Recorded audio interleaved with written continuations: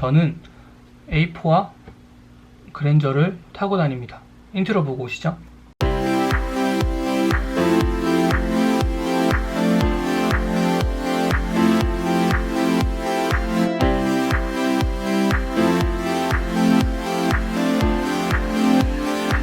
안녕하세요, 주현입니다. 오늘 찍을 영상은 한번 카푸어에 대해서 말해보도록 하겠습니다.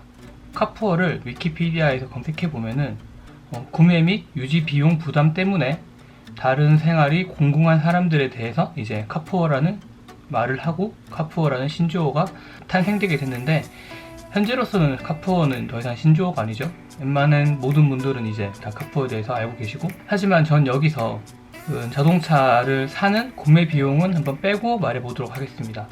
자동차는 한 2-3년 정말 열심히 일해서 한 방에 살 수 있기 때문에 구매 비용은 카푸어에 영향을 준다고 저는 생각을 안 해요. 카푸어에 대해서 확실하게 말하기 전에 우선 돈에 대해서 먼저 짚고 넘어가도록 하겠습니다.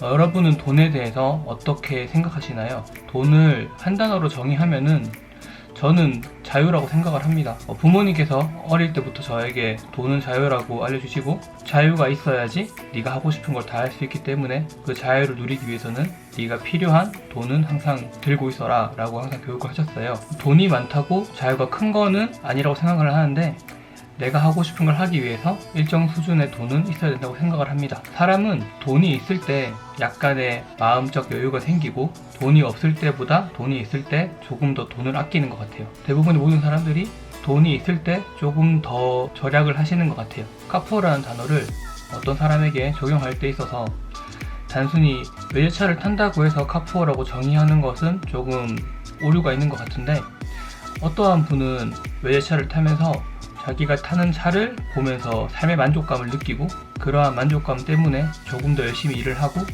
더 좋은 차를 타려고 하고, 그러니까 이렇게 약간 선순환이 되면은 그 분은 이제 외제차를 탄다고 해서 카푸어라고 생각을 안 해요. 하지만 이 외제차를 타면서 현실에 약간 쪼들린다면 그것은 카푸어라고 해도 될 것 같아요. 그럼 이제 카푸어의 문제점 3가지에 대해 말해보도록 하겠습니다.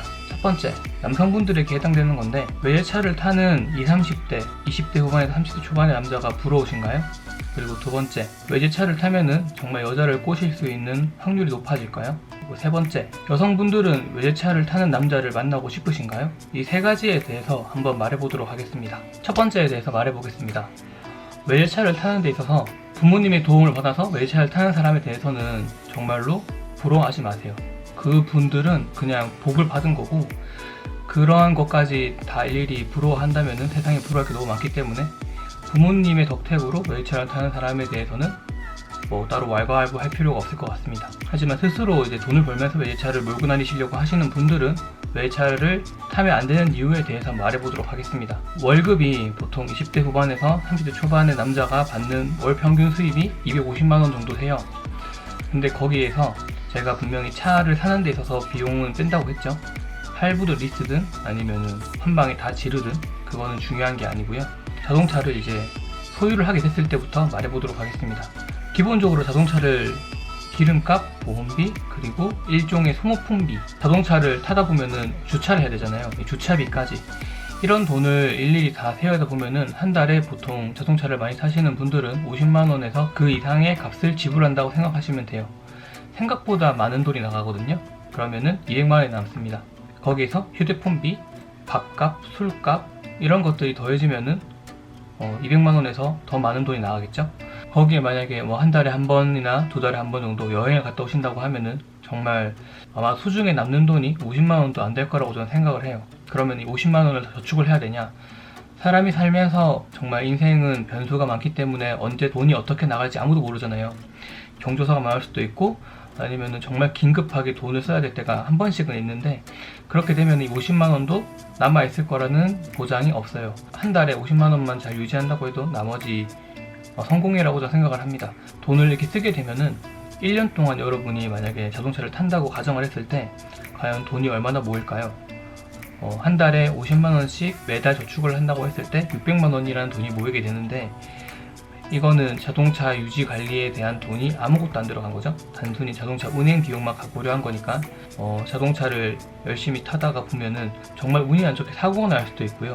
그리고 자동차 소모품이기 때문에 뭐 브레이크 오일, 아니면 필터, 엔진 오일, 타이어 이런 소모품에 대해서 1년 정도 타고 다니게 되면은 교환해주는 시기가 와요. 그러한 자동차를 굴리기 위해서 일종의 소모제를 계속 바꿔줘야 되는데, 그런 소모제가 외제차 같은 경우에는 일반 국산차에 비해서 최소 2배, 많으면 10배 정도의 값이 나가게 돼요. 제 경험으로 하나 말씀을 드리자면은, 아우디 A4는 엔진 오일을 갈 때 뭐 이것저것 다 따졌을 때 30만원 정도 나갔는데, 아반떼 같은 경우에는 55,000원에서 6만원 사이에 돈이 나가요.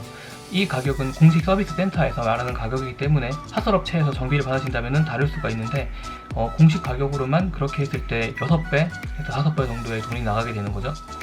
그렇게 되면은 여러분이 정말 1년 동안 열심히 일을 하고 자동차를 탔을 때 남는 돈이 하나도 없을 거예요. 짧게는 3년에서 5년을 타게 된다고 했을 때 차값은 차값대로 떨어지고 여러분의 통장은 1,000만원도 모으지 못하게 되겠죠. 외제차를 타는 남자를 절대로 부러워하면 안 되는 게, 그 남자 같은 경우에는 젊을 때 화려함을 위해서 그렇게 저축을 하지 않은 거잖아요.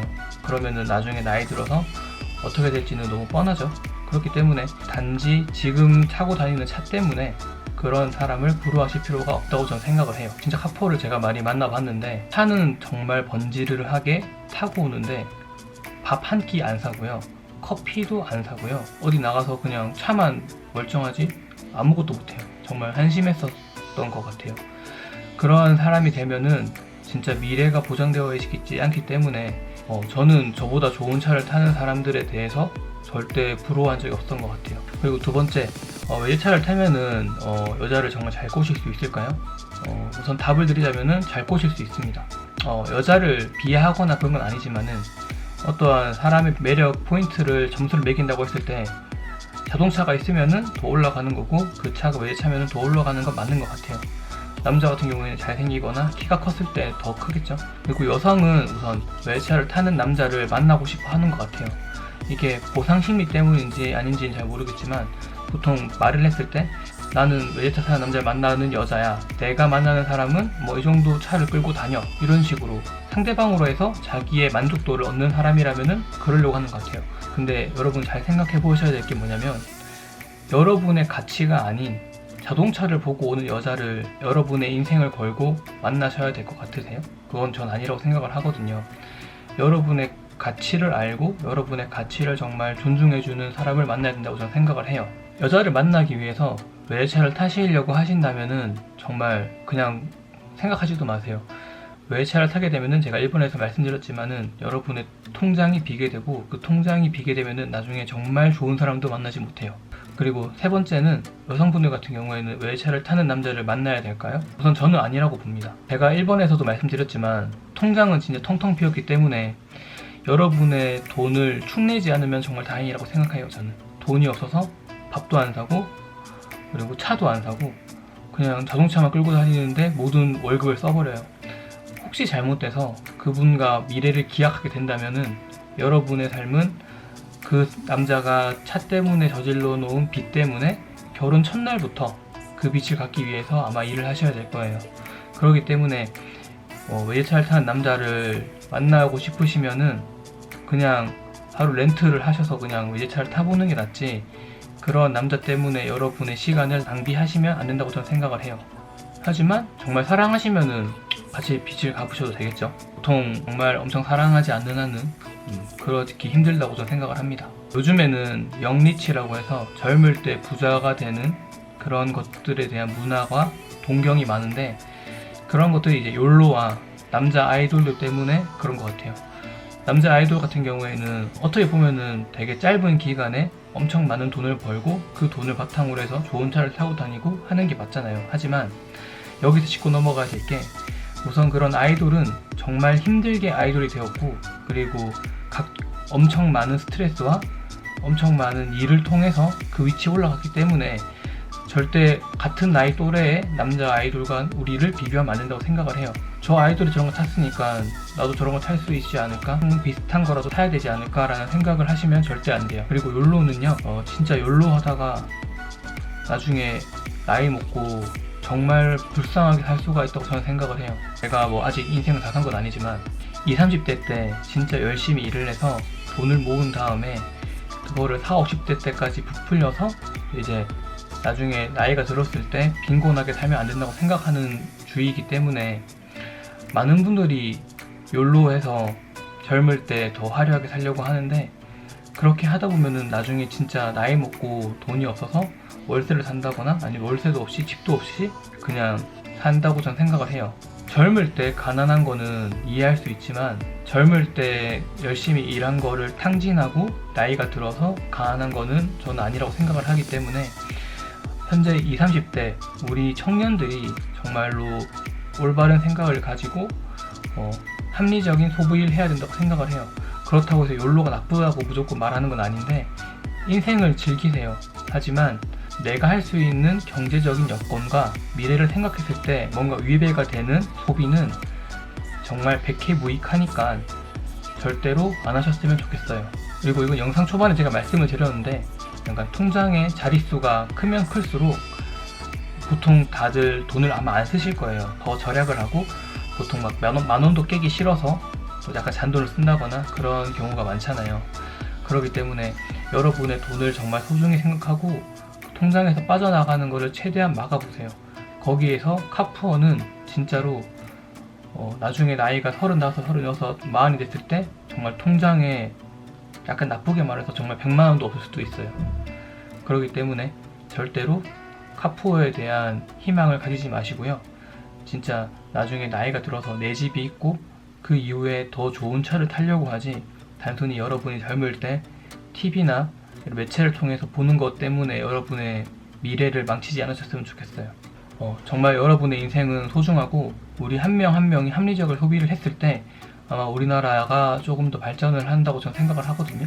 돈에 대해서는 제가 또 다른 영상에서 제가 겪었던 일과 뭐 이런저런 논리를 가지고 말씀을 드릴 건데, 카푸어보다는 정말 차가 필요하시다면은 아반떼나 소나타 정도까지만 끌고 다니시고요. 그런 자동차는 유지를 하는데 그렇게 같은 등급의 외제차보다는 유지비가 덜 들어요. 여러분 통장이 비는 일은 더 볼 거라고 저는 생각을 해요.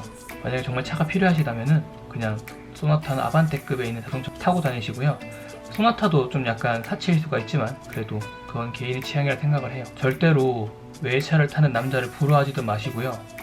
여러분이 나중에 미래에 어떠한 일을 하고 어떠한 차를 탈지에 대해서 한번 그려보시지, 단순히 지금 당장의 차 때문에 여러분의 미래를 망치시지 않으셨으면 좋겠습니다. 이렇게 말을 하면은 지금 네가 당장 내일 죽으면 어떡해 이렇게 말할 수가 있는데, 그런 것 때문에 이제 미래에 대한 투자를 막는 거는 좀 어리석다고 생각을 해요. 조금 더 합리적인 우리 청년이 됐으면 좋겠습니다. 오늘 제가 준비한 영상은 여기까지고요. 제 영상이 뭐 나름 공감이 가셨거나 도움이 되셨다고 생각하면은 구독과 좋아요 눌러주시고요. 저는 어쨌든 우리나라 모든 국민들이 진짜 합리적인 소비를 해서 우리나라 전체가 좀 더 부강한 나라가 됐으면 좋겠습니다. 이상으로 영상을 마치겠습니다. 영상을 끝까지 시청해주셔서 너무 감사합니다.